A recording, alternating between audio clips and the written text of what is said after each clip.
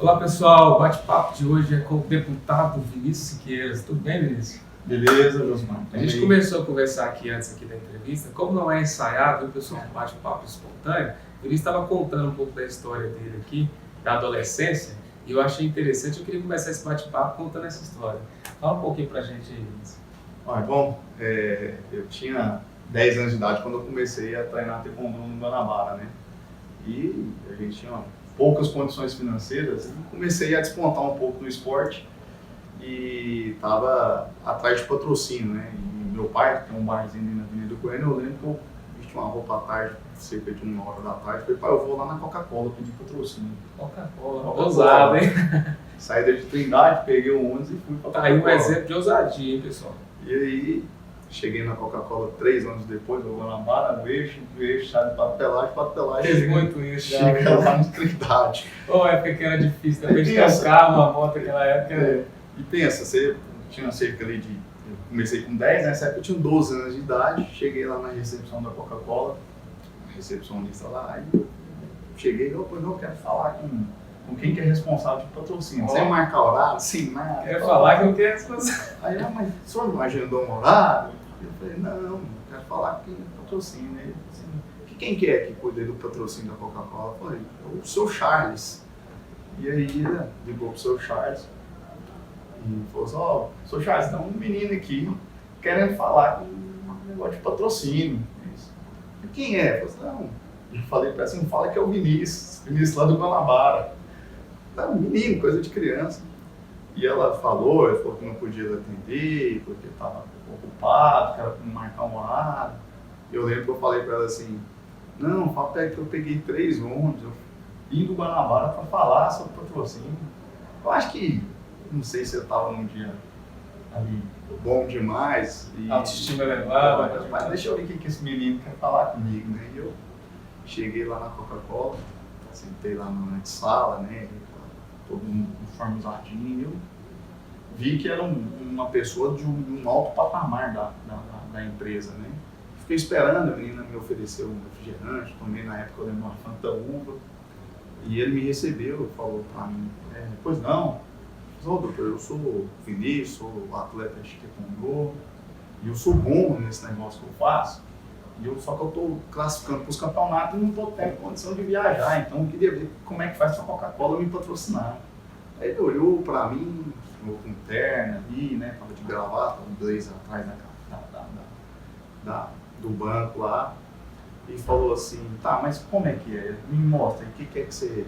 Aí eu falei assim, não, eu já fui campeão disso, fiz isso, treino isso, papá.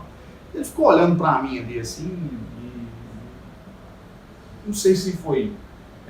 gostou de você? Não sei o que eu achou que era ousadia. Uma criança de 12 anos sair da casa dele a mais de 20 km. Talvez seja pela coragem que você teve de chegar. Não sei, eu não consegui distinguir. Hoje eu fico pensando nisso há 20 anos atrás, né?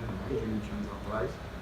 E ele falar, tá, mas cadê seu currículo? Aí eu falei, não tem currículo não. Não, você tem que trazer um currículo aqui com seus dados pessoais. E eu lembro que, bem resumidamente, 2 dias depois eu voltei com um currículo datilografado meu para falar com ele de novo. E depois ele especulando, fazendo brincadeira, perguntando as coisas para mim, falou assim, a Coca-Cola vai te patrocinar. Vai me patrocinar, por exemplo, você vai estar aqui com isso, com a fulana, passou com a ciclana, você vai ganhar um salário mínimo por mês. E equipamentos 2 vezes por ano, nós vamos assinar o contrato, tudo certinho, mas você tem que trazer sua mãe e seu pai aqui, porque precisa, você não tem idade para formalizar e tal. E quando eu cheguei para minha casa, minha mãe falou o seguinte, deve ser alguma brincadeira, algum truque, né? Não trabalhava o dia todo. No outro dia nós voltamos na Coca e ela chegou e ela falou com o seu Charles lá, dizendo me contratou, tudo certinho meus dados, faltando só os dados pessoais da minha mãe. Minha mãe disse, como que isso aconteceu? Minha mãe nem sabia que eu estava em tratativa com a Coca-Cola. Então, assim, aquilo lá foi uma coisa que mudou minha vida até hoje. Hoje, se eu fui bem no esporte, quem conhece minha vida política sabe que eu entrei na política através do esporte. E é interessante ouvir essa história, Vinícius, porque muita gente tem a impressão de olhar só o resultado da gente e imaginar que é sorte. Não tem nada de sorte, viu, gente? Olha, com 12 anos já mostrou iniciativa, coragem, né, de ir atrás dos seus sonhos. E na minha opinião, ouvindo essa história aqui antes de conversar com ele, eu acho que a carreira política começou ali. O poder de negociação, de iniciativa, de pensar grande, pensar lá na frente, não esperar pelos outros, começou por ali, né, Vinícius? Exatamente. Aí você pensa, uma criança de 12 anos, de repente, depois dessa história, 2 meses depois, todo o meu uniforme vestido Coca-Cola, eu ganhando para treinar. Vi que você cresceu no esporte também. Isso, e aí eu comecei já, depois, você pensa, uma criança que estudava de manhã e treinava à tarde e à noite, recebendo para aquilo.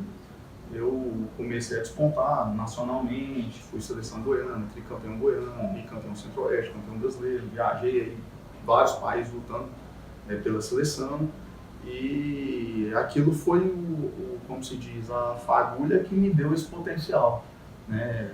Um tempo depois a Coca-Cola deixou de patrocinar atletas individuais e passou a patrocinar a sua equipe. 4 anos depois eu fiquei quase 4 anos patrocinado pela Coca-Cola e já estava na minha adolescência, depois fui embora para os Estados Unidos, morei quase 2 anos nos Estados Unidos. Quando eu voltei, eu comecei um projeto social no Jardim Guanabara, dando aula de taekwondo na garagem da minha casa. E ali eu estava entrando na política sem saber que eu estava entrando. E quando que você, antes de chegar nessa história que é brilhante, que acompanha um pouco, quando que você começou a sentir paixão pela política? Quando que começou isso aí? Quando eu via meus atletas passando por o que eu passei e não tiveram oportunidade. E não tinha a atitude que você tinha. Você viu que precisava de um representante, precisava de apoio governamental para que aqueles meninos pudessem chegar em algum local. Precisavam de incentivo, precisavam de material para treinar, precisavam de uma assistência escolar, porque não era só o taekwondo que ia resgatar eles da criminalidade, do mundo das drogas. A gente fazia o nosso papel lá, mas faltava uma atitude do governo. Eu comecei a impor e cobrar mais isso do governo na época, na Secretaria Municipal. E aí onde eu comecei a ver que tudo é decisão política, nada é por acaso. Foi aí que você decidiu candidatar no conselho. Aí os pais desses alunos começaram a me incentivar a ser conselheiro tutelar. Falou, você que cuida das crianças do bairro, nada mais justo que você ser nosso conselheiro. E fui candidato ao conselho tutelar, disputando ali minha primeira eleição, tive 1.510 votos. E ali eu ganhava a minha primeira eleição, em 2008, 2009. Ali você começou a ver que dava para ir mais longe. Exatamente. Virei conselheiro tutelar, não continuamos o projeto social, mesmo com a função de conselheiro, nós continuamos dando aula para várias crianças ali. E no conselho tutelar aí você abre um outro leque de possibilidades. Aí você começa a ver a violência contra a criança e adolescente, falta ver aquela política pública para inserir aquela família, a rede de proteção que teria que dar para a criança e adolescente. A gente começou a entender que só dentro da política, do lado nicho político mesmo, você poderia ter alguma alternativa. E aí fiquei 3 anos no Conselho Tutelar, fui presidente do Conselho Tutelar da região norte, fui presidente do Conselho Tutelar de Goiânia e despontamos aí, fizemos um trabalho que foi reconhecido em toda a cidade, até que tivemos quase 4.000 votos na primeira eleição, mesmo conquistando em 2012 a eleição, nos deixando como primeiro suplente. E logo depois... Só para vocês verem que não é sorte, que muita gente está batendo nessa tecla, porque as pessoas que assistem meu conteúdo, muitas delas despontam e outras não, por olhar só as dificuldades. E com certeza você enfrentou várias. Imagina, você está nessa sequência, tinha uma expressão para uma companheira muito conhecida na região, muito respeitada, por poucos votos, por legenda, né? Você conseguiu ser eleito na primeira eleição. O que você sentiu, Vinícius, naquele momento ali? Cara, você desaba, né? Você faz um planejamento da sua vida e não dá certo. E por mais que você tenha autoestima elevada, naquela hora não dá, né, Vinícius? Você se fecha. Nossa, tem. E outra, aí você, por ter um potencial muito alto de você ser um próximo vereador, começam também outras forças querendo não, esse aqui, se não cuidar dele, acaba que vai dar trabalho para nós na próxima eleição. Então, começa também as lutas políticas que acontecem no meio político. Cheguei há um tempo a tentar ter um espaço para poder desempenhar mais o trabalho, mas muitas portas iam se fechando porque já sabia que eu ia vir muito forte em 2016. E o que você identifica com isso? nessa primeira eleição que você não foi eleito, o que você identificou como erro, que faltou fazer um pouco mais, e você se organizou e fez na próxima campanha? Eu falo para vocês que voto não faltou por ser uma primeira eleição e eu não ter ali a experiência que eu tinha, né? Faltou uma leitura de todas as possibilidades em outros partidos, então eu me fechei muito numa possibilidade só, que por essa possibilidade eu acabei não conseguindo. Isso, pessoal, quer trabalhar nas condições que você tem. Na primeira campanha você não tinha uma equipe qualificada, preparada, como você tem, não tinha uma visão política que você tem hoje, você trabalhou nas condições que você tinha. Nas condições que eu tinha com quem acreditou naquela eleição. Ou seja, poucos acreditaram em 2012. Poucos acreditaram, aqueles que acreditaram continuaram em 2016, mas em 2016, por eles terem visto meu potencial em 2012, muita gente veio e aí foi aquele boom, né? Ser o terceiro vereador mais votado de Goiânia, né? Sem representar um segmento industrial ou um setor produtivo, ser de periferia mesmo, aí chamou a atenção para Goiânia toda e até mesmo para o estado. Isso que vale a pena a gente aprender com os erros e não parar no primeiro erro, no primeiro obstáculo. Só voltando aqui à história, ele não foi eleito na primeira candidatura e na segunda foi o terceiro vereador mais bem votado. Então muita gente vê o primeiro obstáculo, para. O Vinícius não, fez diferente. Se recuperou, é lógico, primeiros dias ficou chateado, se fechou, mas se recuperou, procurou fazer um planejamento melhor, foi eleito. Porque as dificuldades, você tem em todos os ambientes que você está.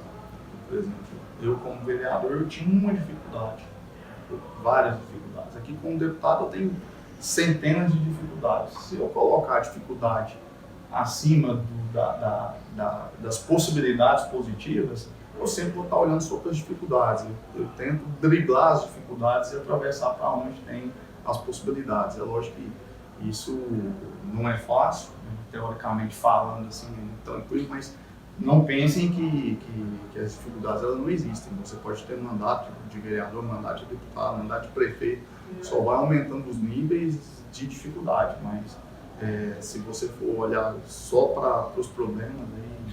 Como que esse cara que aos 12 anos buscou um patrocínio da Coca-Cola, que momento que você sentiu que dava para candidatar para deputado e ser eleito? Porque foi corajoso, teve muita ousadia, né, frente à concorrência que você tinha.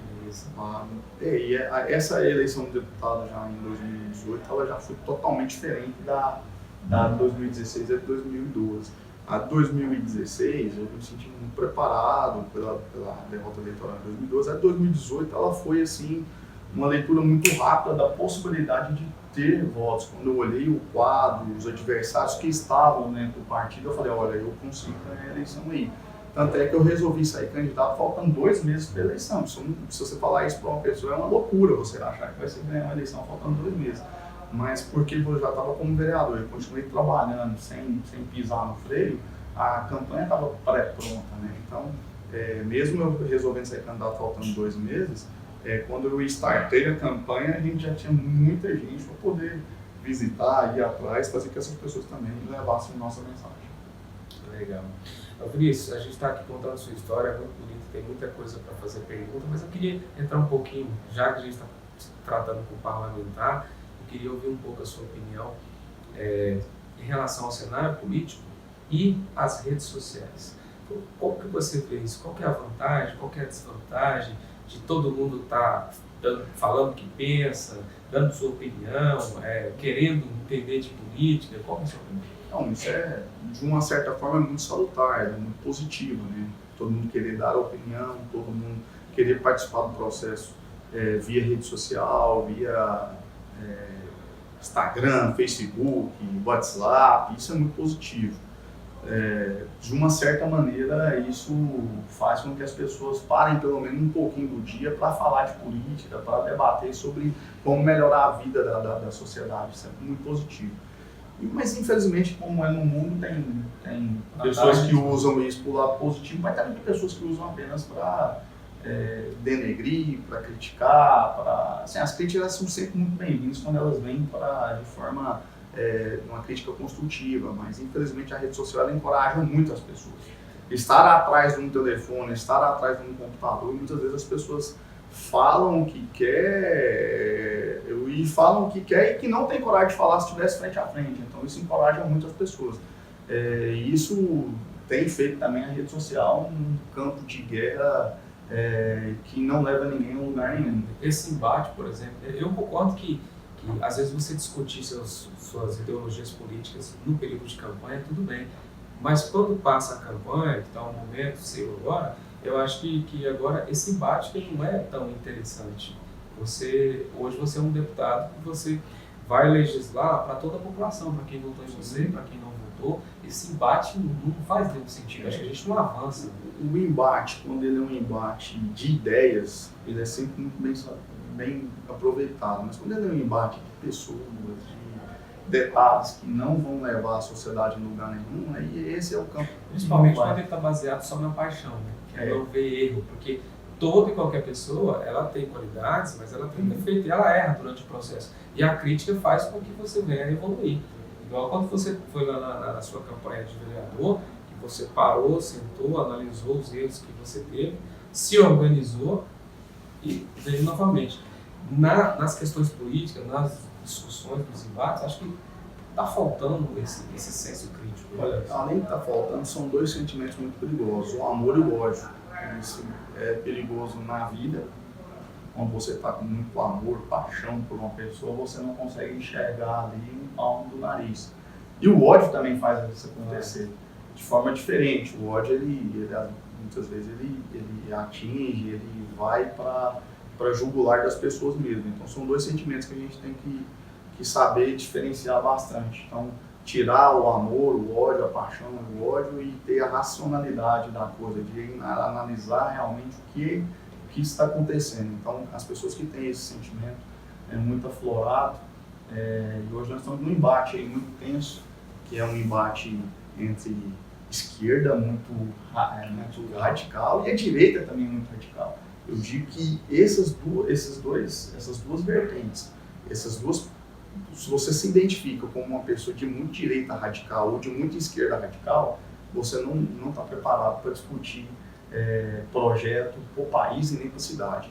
Eu acho que as pessoas têm que identificar o que é de salutar, o que aconteceu num período que o Brasil teve um período mais de esquerda, mais de uma democracia, de uma política ali mais social, e que também uma política liberal, que é a parte da direita, que é de entregar mais as questões para a iniciativa privada. Tem pontos positivos dos dois lados. A gente tem que estar aqui, no centro disso, sabendo enxergar o que é positivo de um e o que é negativo de um, ou positivo de um lado e negativo do outro, para você sair uma ideia que possa contemplar de fato. Se você acha que tudo está errado na esquerda, se você acha que está tudo errado na direita, isso não está correto. Quando a gente for avaliar na história, Vinícius, não sei se você concorda comigo, mas eu não consigo ver que todos os governos foram ruins ou bons o tempo todo. Eu acho que todo governo ele tem seu ponto positivo e seu lado negativo. A história a gente vai construindo dessa forma. Não adianta você olhar e desqualificar totalmente os outros governos. Eu acho que todo mundo tem um legado que deixou. Sim. Um legado positivo e um legado negativo. Só que quando a gente está no ponto que você disse da paixão, a gente não consegue enxergar. Vamos supor que, por exemplo, eu vou citar um exemplo aqui do governo do estado de Goiás. Aqui. Foram 20 anos na mão do governador Marconi, do seu grupo político. Saiu excluído pelas urnas, não foi reeleito a senador, não foi eleito a senador. Mas você vai falar, não, só os pontos negativos teve no governo Marconi? Tem pontos positivos que continuam até hoje, porque foram positivos. E aí a gente pode citar uma série, né, o Bolsa da OTG, o Pro Atleta, o Pro Esporte, a questão de todas as entradas de Goiânia, exceto a de Nova Veneza, foram duplicadas, enfim. Você vai contar a economia do Estado, a industrialização do Estado. Então você tem que pegar os pontos positivos e falar assim, isso aqui foi positivo do governo. Nós temos que continuar essa política que foi positiva e excluir as que foram negativas. Vamos falar aqui do governo que teve aí também quase 20 anos, que foi o governo Lula e Dilma. Você vai falar que o ProUni é uma coisa negativa, você vai falar que Minha Casa Minha Vida é uma coisa negativa. Não, teve uma série de problemas, como Petrolão, Mensalão, as questões de Sem contar corrupção. a quantidade de pessoas que ele tirou da pobreza. Exato. E olha que eu estou falando isso para você ver que eu nunca votei no Lula, mas eu me surpreendi com as coisas positivas que ele fez, principalmente no primeiro As governo. interlocuções com países como a China, a Índia, os BRICS, essas questões elas são muito positivas para o país, que é algo que eu acho que nós temos que continuar essa política. Por exemplo, a construção civil no país parou.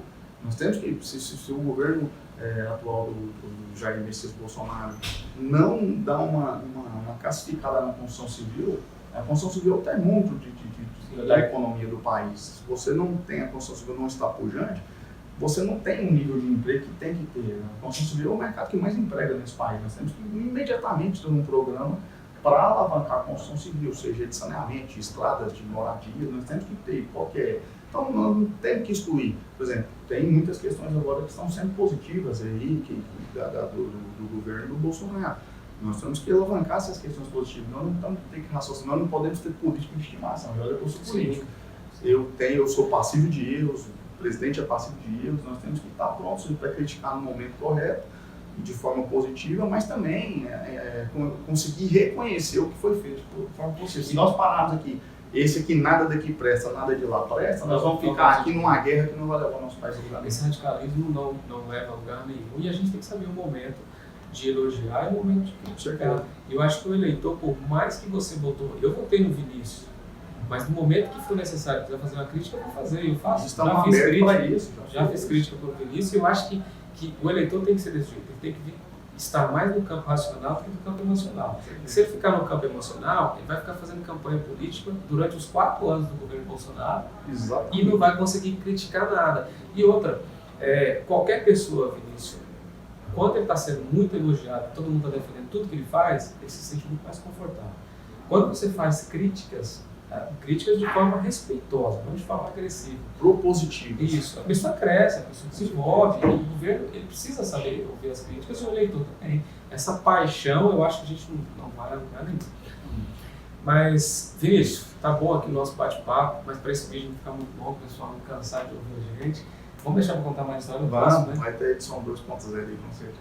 Eu queria agradecer muito esse tempinho aqui como deputado estadual Vinícius, pelo estado de Goiás, que cedeu esse tempinho aqui, está aberto para você também, quiser vir aqui conversar com o Vinícius, você que votou no Vinícius, quer saber sobre os projetos dele, vem aqui na Assembleia, que as portas estão abertas para todos vocês, não é isso? Com certeza, você acompanha um pouquinho do nosso dia a dia aqui, sabe que quem chegar aqui vai ser bem atendido, e é um prazer estar aqui falando um pouquinho da gente, falando um pouquinho do trabalho, expectativa de convergência do que está acontecendo no país e no estado.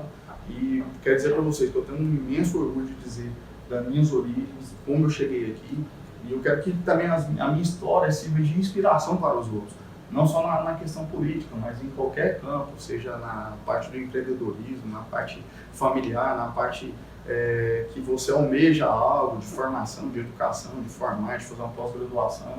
Eu acho que a gente ter essa vontade de chegar, não desistir, objetividade, sempre colocar aí que a gente é capaz, que ninguém é melhor que ninguém, eu não sou pior que ninguém, eu não sou melhor que ninguém. Eu quero ter um objetivo na vida, é correr atrás, e eu acho que isso serve para qualquer um, é correr atrás, é lógico, com muita lealdade, com muita disciplina e principalmente com questão legal, né? Não adianta também você chegar sem ter aí os seus princípios éticos estabelecidos e familiares. Valeu, demais, Osmar. Tamo junto. Obrigado.